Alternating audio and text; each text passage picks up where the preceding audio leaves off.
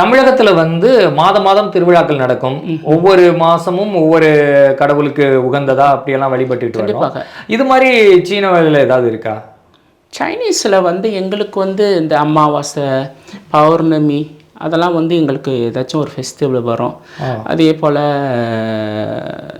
இந்த தைப்பூசம் வந்தாலே எங்களுக்கு சைனீஸில் ஏதாச்சும் ஒரு ஃபெஸ்டிவல் வரும்.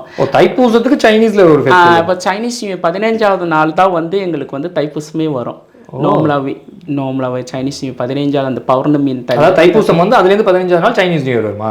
சைனீஸ் நியூ இயர் வந்து ஒரு 15 நாள் எங்களுக்கு வந்து செலிப்ரேஷன்ஸ். அந்த 15வது நாள் வந்து நாங்கள் கோலாகலமாக கொண்டாடுவோம். அப்போ வந்து நம்மளுக்கு வந்து தைப்பூசம் வரும். அந்த பௌர்ணமி டேட் வரும். ஸோ அது ஏதோ கனெக்ட் ஆகுது. அந்த பூச நட்சத்திரம் அந்த கண்டிப்பாக வந்து இது வரும். அதுக்கப்புறம் இந்த 9 நாளுக்கு நம்ம நவராத்திரி, அந்த நவராத்திரி நாங்கள் சைனீஸில் கொண்டாடுவோம். இந்த நவராத்திரி வந்து எங்கள் மூலியமாக வந்து சைவமாக இருப்பாங்க. சைனீஸுங்க சைவமாக இருக்கிறத நீங்கள் பார்த்தீங்கன்னா நம்ம தமிழர்களே தோற்றுருவாங்க. அவ்வளோ பக்தியமாக இருப்பாங்க. அது ஒரு எதுவுமே கவுச்சி கலந்துக்க மாட்டாங்க அவ்வளோ. அப்புறம் அந்த திருவிழா வரும்போது நல்லா தேர் ரதம்லாம் கும்பிடுவீங்க.